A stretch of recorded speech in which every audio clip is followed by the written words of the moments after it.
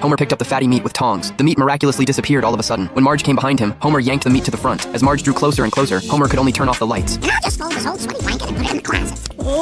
To lose weight, Homer went directly to see a doctor. The doctor's solution was to put a restrictive band around his stomach. From then on, he could only have a small taste of rich foods. For the sake of love, Homer resolutely underwent the surgery. He looked at the meat on the table, unable to swallow it. When he really wanted to eat, he put sausages in a blender and ground them up. It was like drinking a cup of vomit. Oh, all food tastes like barf now. He did all this because he was afraid Marge would leave him. Originally, Marge had basically given up on entrepreneurship, but that day, the bully's sarcastic remarks made her start to feel anxious. So Marge started working out. People at the gym turned the treadmills into a dance machine. This left Marge feeling slightly discouraged. She had no choice but to go take a shower. But unexpectedly, the gym's glass turned out to be transparent. Marge believed Springfield needed a women-friendly gym. At that moment, the comic book store across the street had just gone out of business. Marge took out the family savings. She opened a gym that was only open to women. Business was unexpectedly booming. Because everyone present was female, no one had to worry about what they were wearing. They could exercise while gossiping about the town. The gym was packed full, and the space was no longer sufficient. Marge soon started a chain.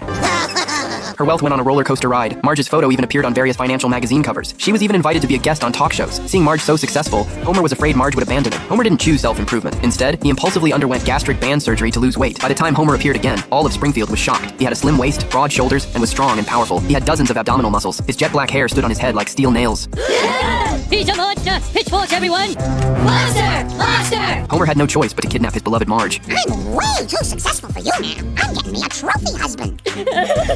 At the critical moment, Homer woke up from his dream with a start. It turned out all the chaos after plastic surgery was his dream. Marge had already asked the doctor to remove the gastric band. She made it clear that she loved Homer as he originally was. The couple reconciled. Meanwhile, Milhouse accidentally got scratched by a pop-up claw in a comic book. His tears stained the sideburns of the Wolverine comic. He was forced by Comic Book Guy to pay $25 in compensation. You gave me for Greek Orthodox Easter. When Bart defended Milhouse, he was kicked out the door. At the same time, a comic and toy store called Coolsville opened across the street. The owner, Milo, not only gave out free Japanese candy to kids, but also allowed comics to be read freely.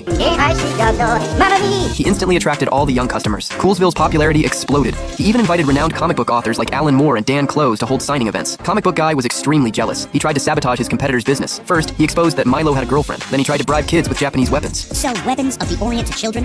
That is weak.